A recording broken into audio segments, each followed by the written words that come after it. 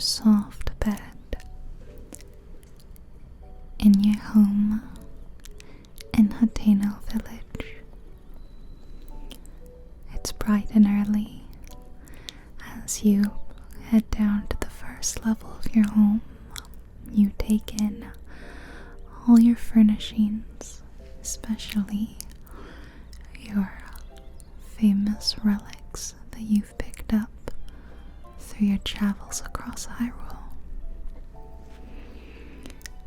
But you don't dally long. You leave your home and head to the bridge that leads to the rest of the charming Hateno Village. You've got some traveling to do today, and you need to get on your way.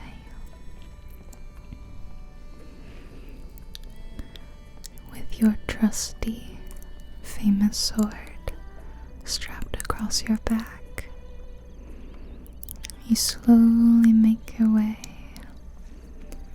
past the blocky and colorful new builds on the side of Hateno into the charming older section of town with many shops and homes running along a main street. You can hear one of the villagers now humming and singing to himself, and another shopkeeper sweeps outside her shop. As you approach, she beckons you in, but you're on a mission. You don't have time to stop and shop today. The rolling clouds overhead indicate that it may rain later today, but you're not too bothered by rain. Inclement weather has never stopped you from getting anything done. So, you head off on foot out of Hateno Village into wild Hyrule. You know that you left your horse stabled at the Dueling Peaks stable. With a nod to the farmer, you slowly begin the trek to Dueling Peaks.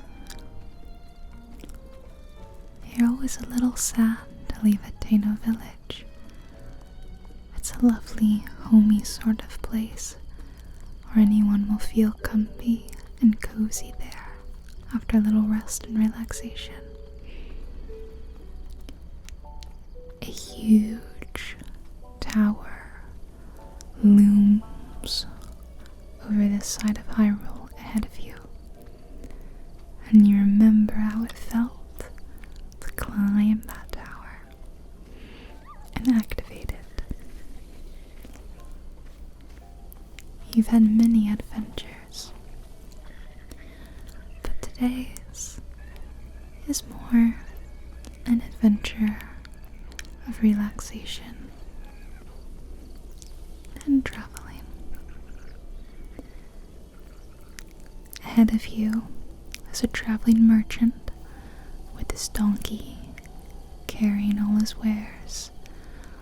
They take off into the woods as that rain you suspected might come arrives. You run behind them, but it's only a light, cool rain, and the sun is still out shining.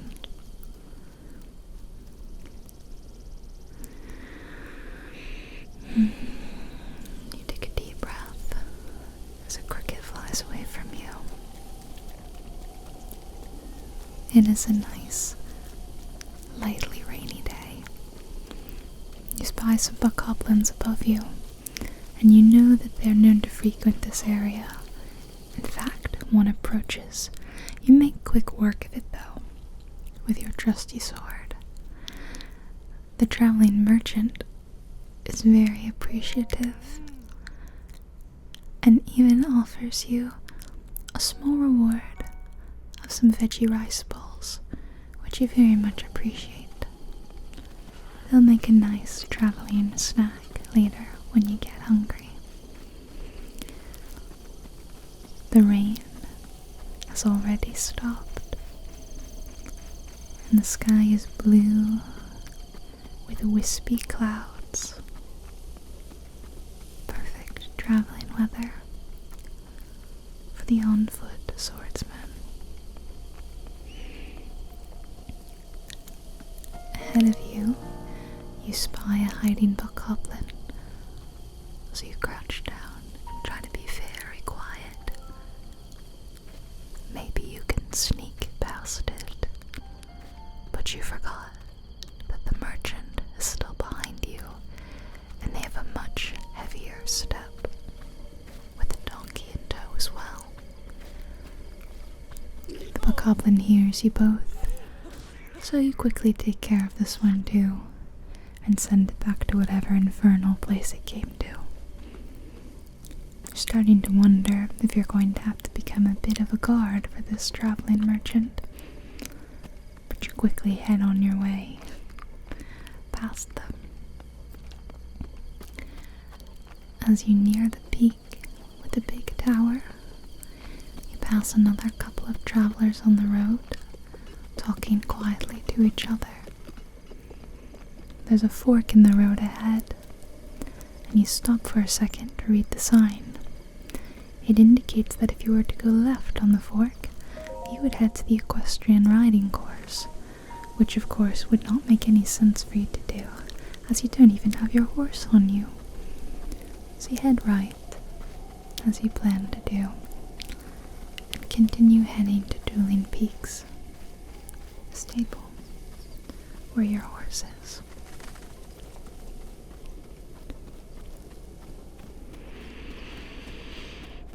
You take a deep breath as you jog. Let it out. Deep breath in. Let it out.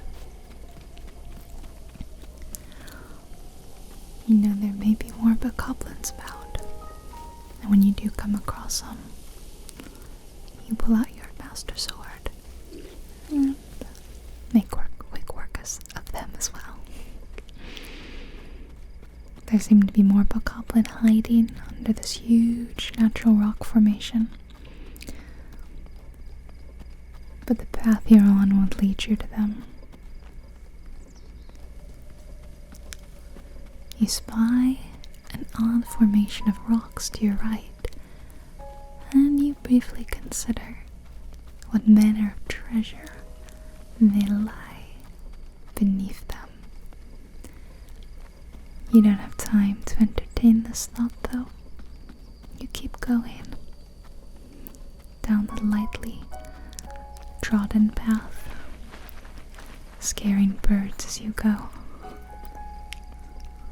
They fly away from you onto their next destination as you head to yours.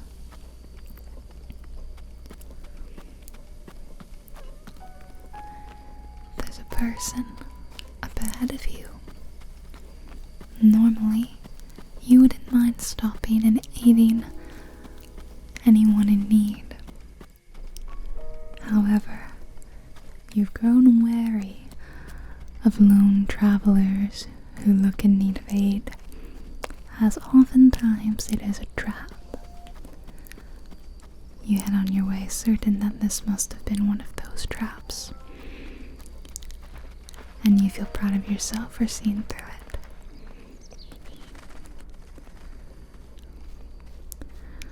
Looking across the water, you see a bokoblin camp.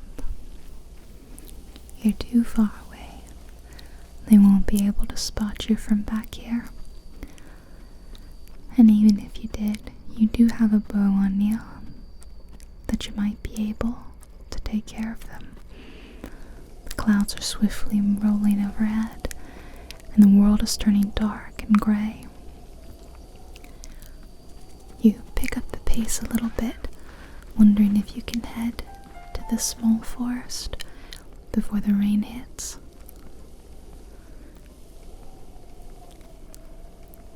In the small copse, you see a lovely looking cabin, and you think that this must be such a lovely place of refuge for the wet and weary traveler.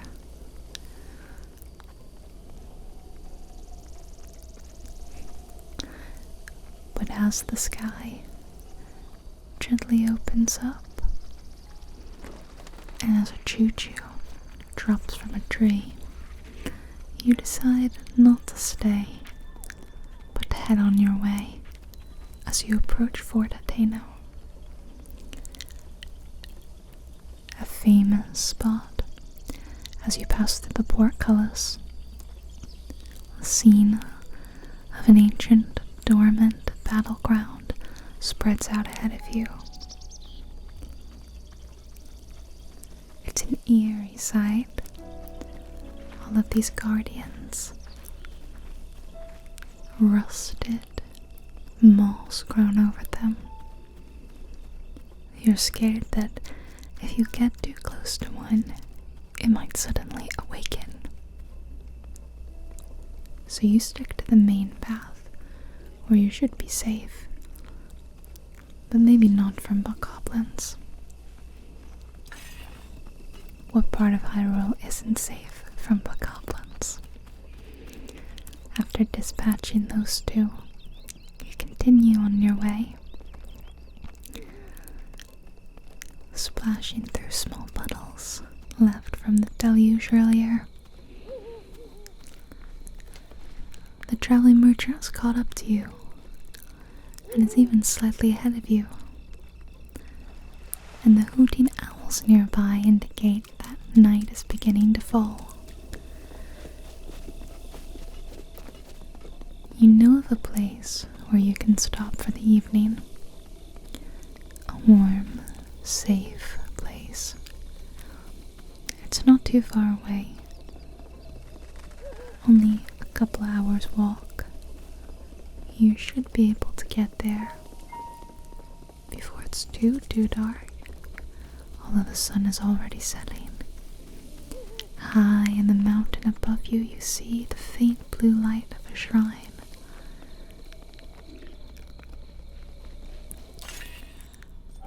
Another bokoblin swings at you, but it's down before it can even blink. The light is fading, and you continue to pick up your pace. Ahead, there'll be a fork in the road, and you'll just need to head right to go to your destination. Night is truly beginning to fall, and all sorts of dark and foul things are leaving the earth. You run even faster, heading to the bridge that will take you to where you need to go. This is Kakariko Bridge. You know it well. You've made this journey many times, and the people of Kakariko Village are always warm and welcoming.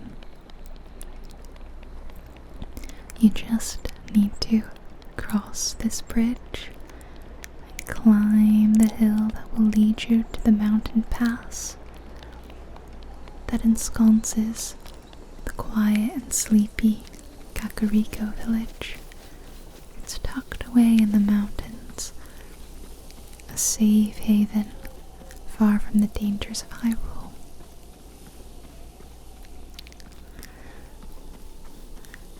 As you make the climb, the moon slowly rises through the sky. You pass someone leaving Kakariko Village and give them a quick nod. They make a comment to themselves that it is up past their bedtime, and indeed your bedtime is approaching.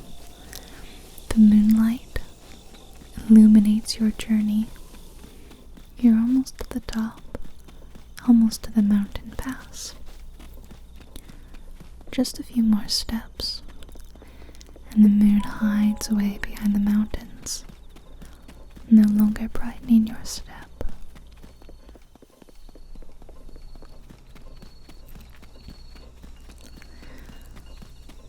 Here's the start of the path to Kakariko. You're not out of the woods yet,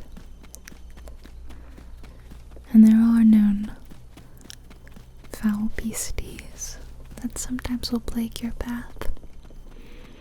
You hope not too many today, as you're starting to get very, very tired from your journey to Hateno village.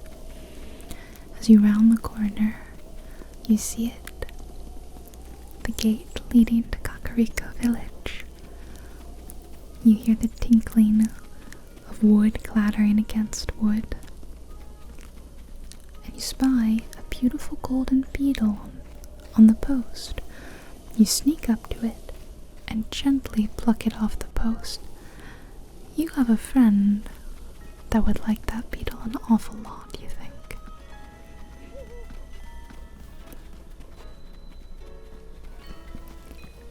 It is late at Kakariko village, but not everyone is asleep yet. Lanterns still glow, and people still move about, heading home after a long day. Fireflies light your path, and the wind softly rustles through the trees, the beautiful willows hanging above you.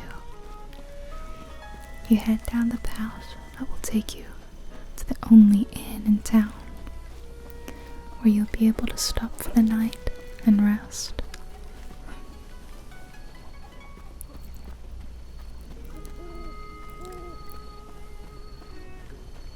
You always take a second to admire the goddess statue and give her a nod of appreciation. Up to the left is the inn, and you tiredly climb the steps and slide the door open. To your surprise, the innkeeper is asleep themselves, and you feel bad waking them up.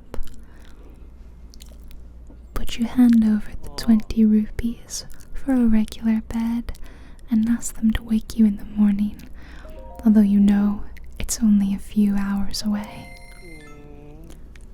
But any rest is good rest, and it feels like as soon as your head hits the pillow, you're waking back up. Morning has reached Kakariko, and it is time for you to be on your way again. The whole town is waking up with you, and you hear people starting to go about their day.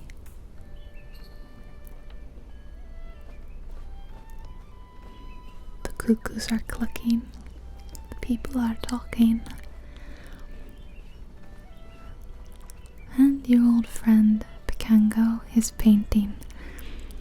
You give them a nod and a quick hello as you leave Kakariko. You're not sure they can hear you though, over the furious brushstrokes. The friendly shopkeep lastly waves to you, asking you to come in and browse for a bit. But you still have no time to shop. You want to go get your horse from Dueling Peak Stable, and from there, you're not sure. There's many journeys and adventures to be had, and today's is a relaxing one. No pressures, no stress. You head back out the same mountain pass that you came through early in the morning before.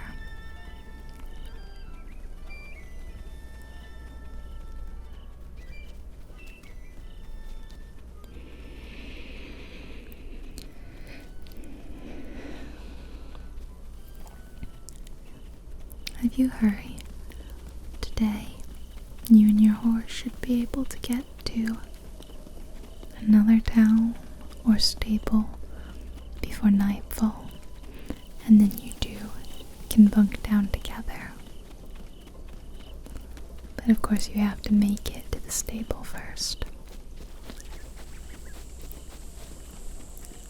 You spy a friendly Korok resting on a ledge. You know this Korok, you've helped them out before. And they live here in the valley outside Kakariko village. The view as you exit the mountain pass is stunning. You can see for miles. High mountain peaks of other regions and far down into the valley below. As you round the corner, you can even see the stable you're heading to, and the shrine that rests nearby. It's way in the distance. The journey downhill seems much, much easier than it was uphill last night. However, a light rain starts to pick up again, and you slow yourself a little bit, not wanting to slip and slide all the way to the bottom. Visibility has become a little low as you splash through the sodden grass. The weather here can turn on a dime. Sunny one moment, stormy the next. But it's something you love about Hyrule. The unpredictable nature.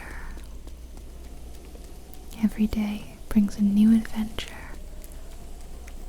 a new enemy, a new friend, a new problem, a new solution. And you find that conflict that you experience makes the good moments, the quiet moments, the peaceful moments worth it. Life has good and bad, and it is the bad that makes the good so important. You run a little faster in the rain. You're nearing the stable. The soft fires are lighting up the night. And you can see a herd of wild horses, not bothered by the rain at all. Not like this traveler that you pass, also running, clothes and armor soaked. But the horses don't mind at all. They're grazing happily in the fields, watching the birds. You spy that familiar horse head that marks a stable. And you see people running inside, trying to stay dry.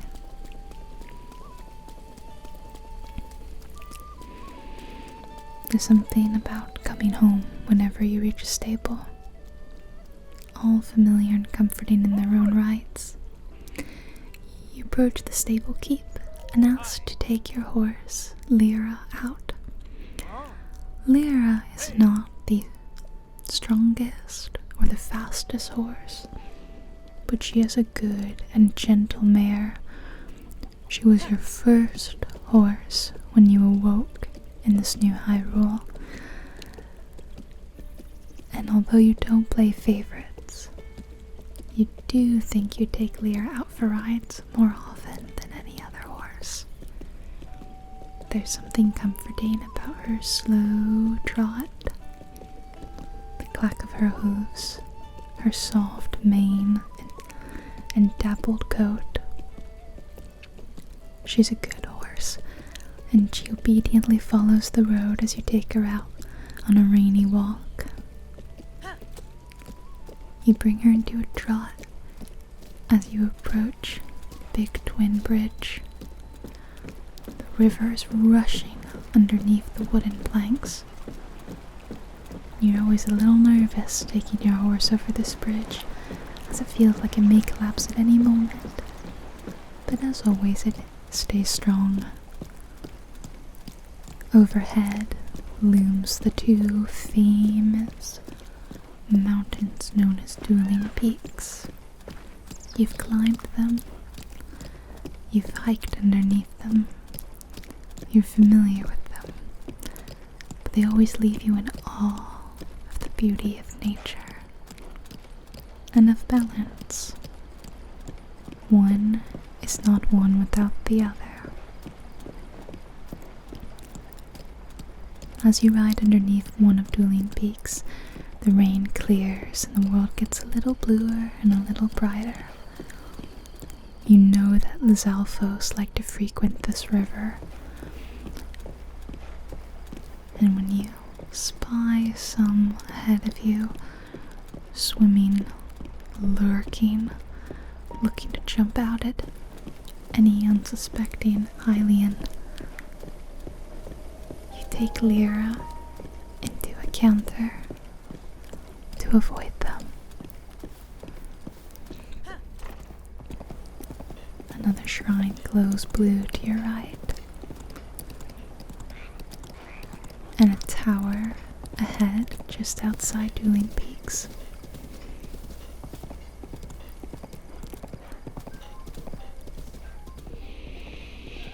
You feel the wind blowing through your hair as you and Lyra move as one, running over the world.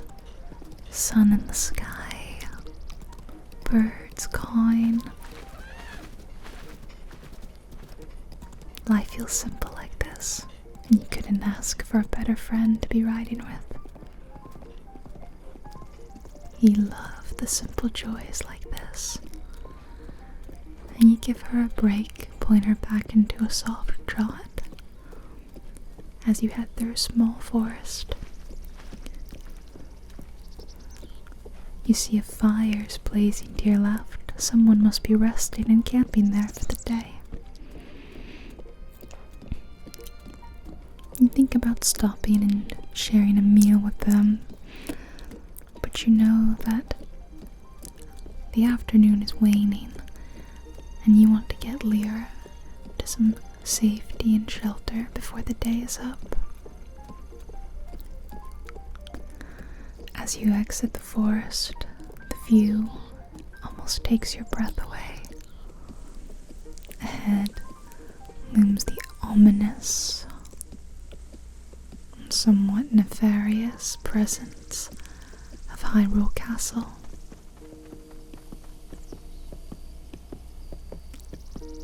You know one day it will be your destination. But here, so far away from it, you still feel safe. Even with its presence lurking off in the horizon, you still know there is good in Hyrule and good in the world, and that good will always triumph.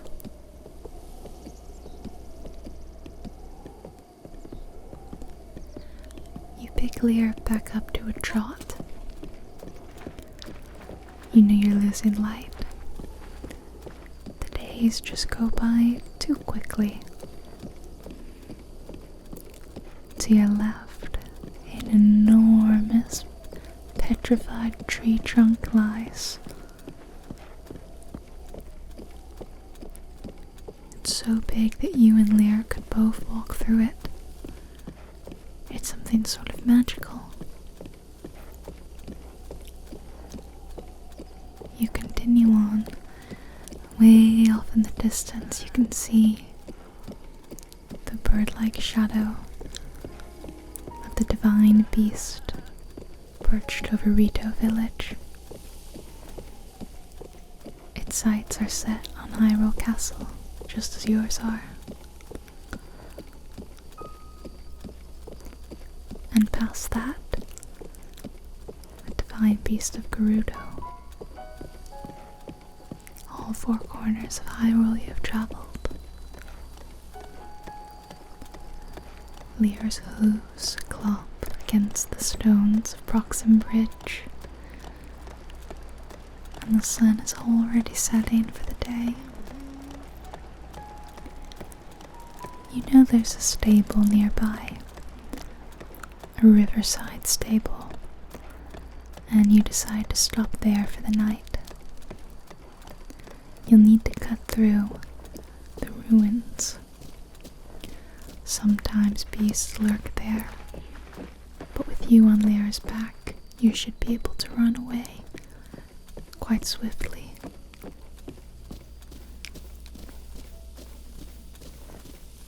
The ruins are peaceful, if not a little haunting. Sometimes you find treasure, sometimes creatures. You spy a large moblin in the distance and take a sharp turn to avoid heading right into its path. Of course, on your other side is another moblin, and you carefully aim between the two, hoping that neither of them spot you. You're safe for now, as you head closer and closer to Hyrule Castle.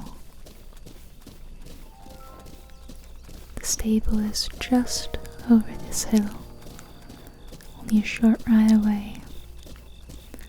You'll rest there for the evening, and then tomorrow, who knows what the next day will bring? What adventures will you set off on? What problems will you face? What answers will you give? You think these things through as you approach the Horsehead stable by the river.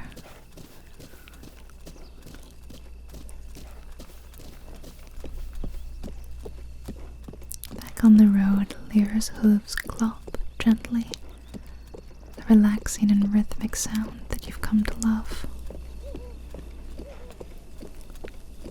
The last of the sun's rays are lightly caressing your face as you approach the stable and bring her to the river for a deep drink. She's earned it, a rest and maybe an Endura carrot. You think you've got a few in your pack. You bring Lyra to a stop and climb off her back, letting her rest and drink. You're hoping to catch the last of the sun's rays as they set on Hyrule, climbing up the hill to see the sunset. But the sun is a little too quick for you today, and you're not sure you'll make it to the peak in time. These fields outside Hyrule Castle, full of grass, animals, and beasts. They're a dangerous but lush place. Every time you come here, you have to be careful. As you approach the peak of the small hill and lay your eyes once more on Hyrule Castle and all the dangers within, you think about the foe that awaits. You know one day you'll face them. Not tomorrow, not the day after, but one day you know that your friends are standing by, waiting to help. But it's not a problem for tonight. Fireflies light up the trees as you head back down to the stable. It's quite a steep hill down, and you know there's only one way to quickly go down a hill. You skate on your shield all the way back down to the stable. Tonight you'll sleep in a soft bed and you let all those stressful things fade away. At night, there's nothing more important than taking deep breaths, going easy on yourself, letting bad thoughts drift away, and letting relaxing, cozy thoughts come in instead. The fires softly crackle, and the water softly burbles. The horses nicker to each other softly. You approach Lear and give her flank a good pet. She's been a very good horse today, a very good friend. You decide to rest by the fire until you get sleepy, and then head to bed. It's been a good adventure, a calm adventure, and you think after a good night's sleep, you'll be ready for another one.